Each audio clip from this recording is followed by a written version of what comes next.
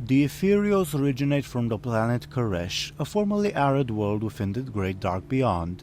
At one point, the world was invaded by the Void Lord Dimensius the All-Devouring, who opened countless gateways into the Void and the Twisting Nether, bathing Koresh in arcane and dark energies.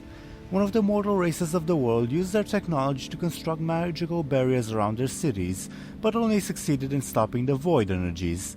The Arcane tore away their bodies and infused their souls with power, and this race, now called the Ethereals, took to binding themselves with cloth in order to survive.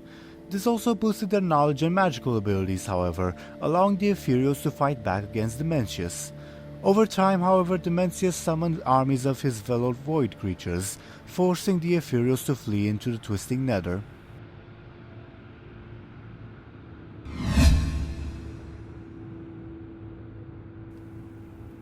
The Ethereals are driven by trade and economics, and as such, their political structures are also centered around Nexus-Princes. Originally, all of the Nexus-Princes were united in a council under Nexus-King Salhadar, in what became known as the Ethereum. However, over time, the Ethereum turned into a radical military organization, obsessed with avenging the destruction of Koresh.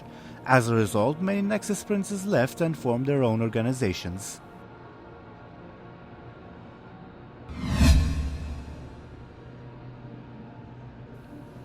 It was revealed later on that the true goal of the radical Ethereum was to, quote, become void.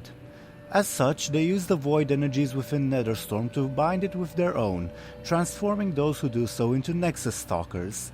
While otherwise similar to typical Ethereals, they are considered to be aberrations by others of their kind, and possess the ability to drain their enemies' power. Eventually, the operation was destroyed, along with Nexus-King Salhadar, by the Protectorate, an ethereal organization formed in reaction to the excesses of the Ethereum.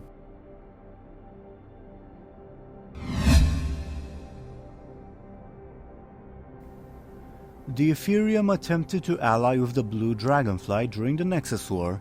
In return for their assistance, Malygos had promised the Ethereals access to the Blue Dragonfly's treasures within the Nexus. While the alliance seems to have not come into effect, as the Ethereum did not actually assist the dragons in the war, the Ethereals later on came to Azeroth to collect their part of the bargain.